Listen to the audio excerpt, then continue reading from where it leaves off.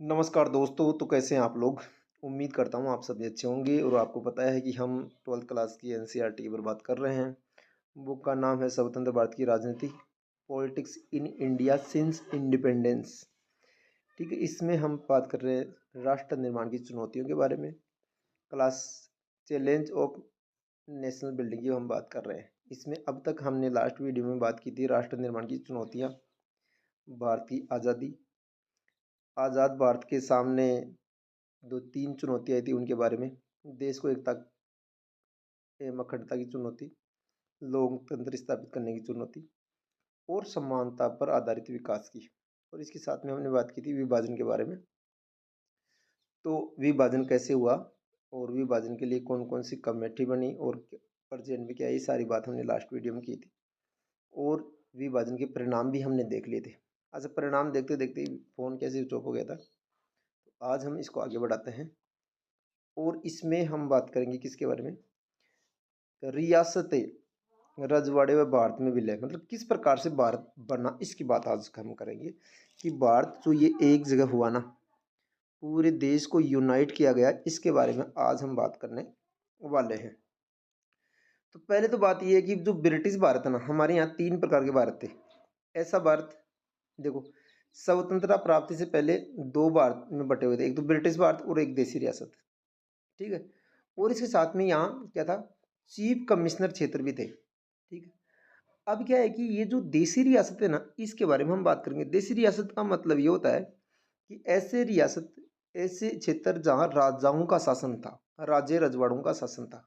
ठीक है, तो देसी रियासतों में हम बात कर रहे हैं कि राजाओं का शासन का मतलब ये हो गया कि भाई जहाँ राजाओं का शासन था, लेकिन वो उनकी संधि और समझौते किससे थे, ब्रिटिशर्स से थे।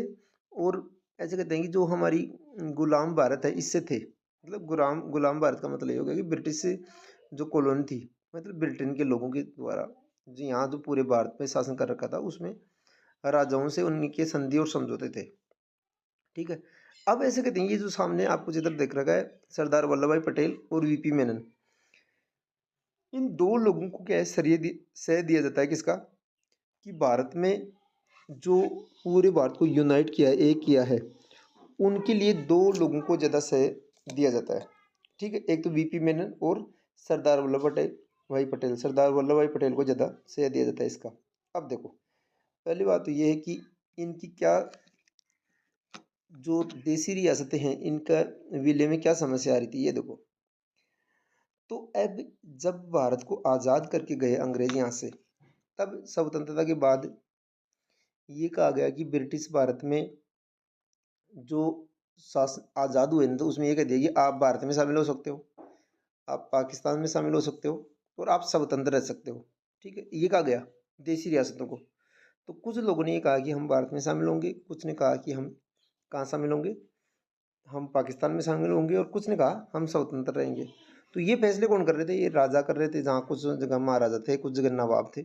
नवाब का मतलब है कि जहाँ मुस्लिम जो शासन था वहाँ नवाब थे। ठीक है, अब क्या है कि जैसे ये हुआ तो देश को क्या है कि अब अगर इनके हाथ में डिसीजन दे दिया तो देश में क्या है कि देश की ये एकता नहीं रहेगी ना।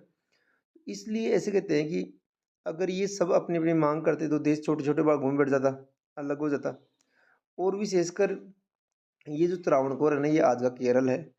त्रावणकोर के राजा ने तो यही कह दिया कि हम क्या करेंगे, हम क्या करेंगे, हम स्वतंत्र देश रहेंगे। फिर आगे कह दिया, हैदराबाद ने कह दिया। ठीक है, और भोपाल जो है, जो आज हमारे मध्य प्रदेश की राजधानी है, तो भोपाल ने कह दिया कि हम भी क्या करेंगे, पाकिस्तान में होना चाहते हैं, शामिल होना चाहते हैं। तो ये क्या है कि ऐसे कहने लग गई ये। ठीक, उसके बाद में क्या हुआ कि इन्होंने क्या किया कि इन देसी रियासतों को शामिल करने के लिए सरदार वल्लभ भाई पटेल, ये व्यक्ति है सरदार वल्लभ भाई पटेल, ये रहे। ओके, सरदार वल्लभ भाई पटेल ने क्या किया, इन्होंने क्या किया, एक विलय पत्र साइन किए, इंस्ट्रूमेंटल ऑफ एक्सेशन बोलते हैं इसको। और ये कहा गया कि भाई आप क्या करोगे, जो रियासत भारत में शामिल होना चाहती है, वो रियासत क्या करेगी, विलय पत्र पर साइन करेंगे। और भारतीय संघ में क्या है, धीरे धीरे शामिल करने लग गए देसी राजे रजवाड़ों को। ठीक है, और ये जो है, ये रियासत क्या करेंगी, अपना फैसला करेगी भविष्य का, जिसमें ये देसी रियासत शामिल होंगी।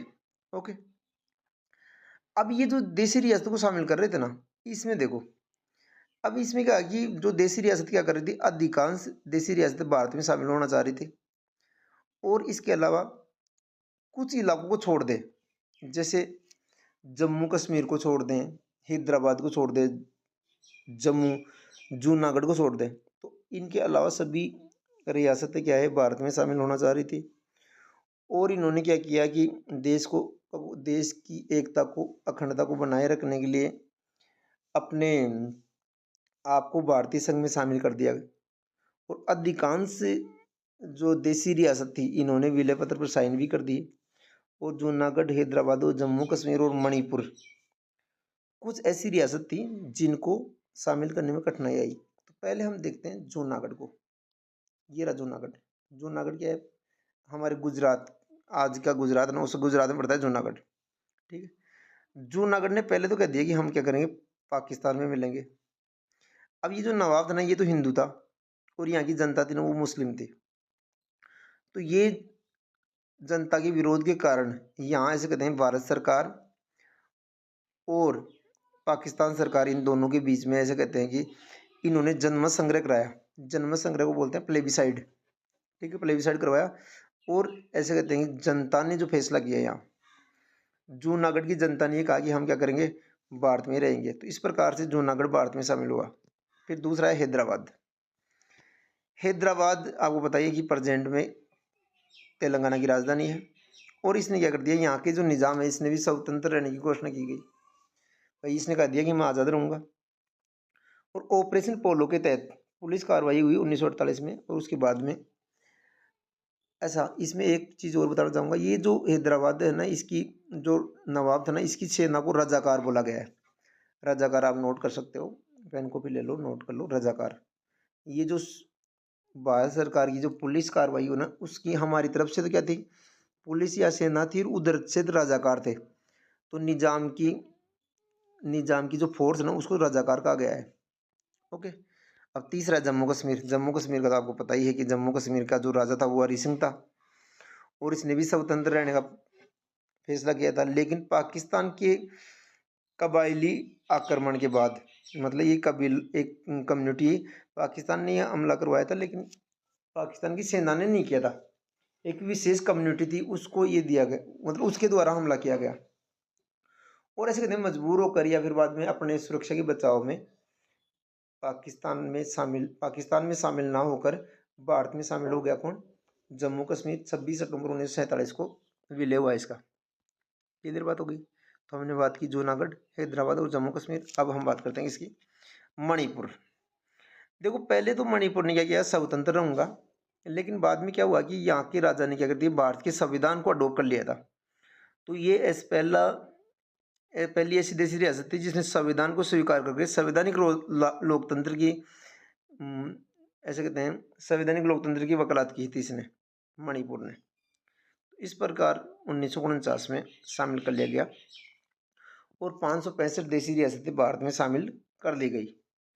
अब इसमें ऐसे कहते हैं कि ये जो सरदार वल्लभ भाई पटेल है, इन्होंने अहम भूमिका निभाई थी भारत को एकता के सूत्र में बांधने के लिए। अब देखो हैदराबाद के बारे में अब विस्तार से पढ़ते हैं। देखो हैदराबाद का निजाम था, उसका नाम था मीर उस्मान अली खान नाम था। इसके प्रधानमंत्री का नाम था लियाकत अली। निजाम का जो सलाहकार था उसका नाम था कासिम रिजवी नाम था। ये देखो सामने, ये तो कासिम रिजवी है, ये यहाँ का प्रधानमंत्री है लियाकत अली, और ये था निजाम जिसका नाम था मीर उस्मान अली। ये हमारे मैप में आप देख लो हैदराबाद कहाँ है। ठीक है, पहले तो इन्होंने कह दिया कि हम इंस्ट्रूमेंटल ऑफ एक्सेस पर साइन नहीं करेंगे। उसके बाद में इन्होंने यथास्थिति का समझौता किया 19 नवंबर 1947 में। फिर इसने कहा कि ये जो देखो आ गया ना, ये देखो मैं भी बता रहा था ना आपको, रजाकार मजलिस ए उतलाक मुस्लिनी, रजाकार के नेतृत्व में निजाम ने हैदराबाद को भारत में मिलाने का विरोध किया था। और फिर आंदोलन का समर्थन में जो सेना है वो रजाकार थे, क्या थे, जो जनता थी ना हैदराबाद की, इसने तो क्या किया है कि जनता तो चाह रही थी कहाँ शामिल होना भारत में, लेकिन ये जो रजाकार है, राजा की सेना है, ये रोक रही थी। फिर आ गया क्या, फिर आ गया ऑपरेशन पोलो।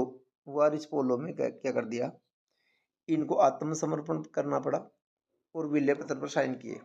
ओके, तो ये हैदराबाद था।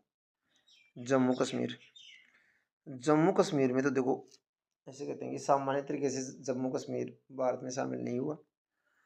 जम्मू कश्मीर का जो विलय हुआ था वो आपको पता है कि आगे चलकर भी प्रेजेंट में हमने 2019 में धारा 370 उठाने का हटा दिया और इसको यूनियन टेरिटरी, केंद्र शासित प्रदेश बना दिया। ठीक है, जम्मू कश्मीर का राजा हरि सिंह था। वे अपनी रियासतों, वो तो देखो स्वतंत्र रखना चाहता था, ये बात तो अलग है। फिर बाद में हमने बात कर ली कि ये कबीलाई जो है हमलावरों ने जम्मू कश्मीर पर हमला कर दिया।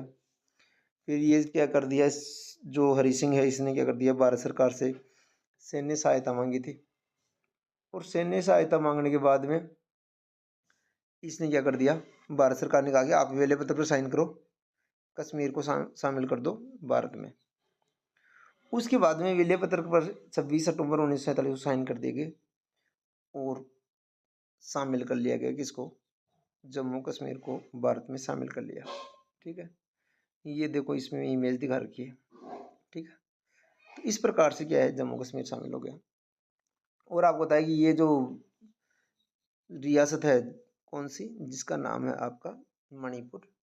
और मणिपुर की जो रियासत है इसने क्या कर दिया, मतदान के माध्यम से राजा क्या हुआ, इलेक्टेड हुआ। और इलेक्टेड हुआ तो इसने क्या कर दिया कि भारत सरकार से ये कहा कि हम क्या करेंगे, हम आपको आज़ादी देंगे और आपके जो चुनाव है, चुनाव के आधार पर ही इसने ऐसे कहते हैं ये जो राजा है वो मुख्यमंत्री बना वहाँ का। और इसने क्या कर दिया कि भारत आंतरिक स्वायत्ता रहेगी, लेकिन ये कि भारत सरकार की, भारत के संविधान के अनुसार ये चलेगा। 21 सितंबर 1949 को महाराजा ने विलय पत्र साइन किए और इस प्रकार से मणिपुर भी क्या हुआ, भारत में शामिल हो गया। ऐसे कहते हैं वीपी मेनन और सरदार वल्लभ भाई पटेल, इन दोनों की अहम भूमिका मानी जाती है। ठीक है, तो इस प्रकार से आज का ये जो टॉपिक था उसका नाम था भारत में देसी रियासत, किस प्रकार से देसी रियासतें मिली।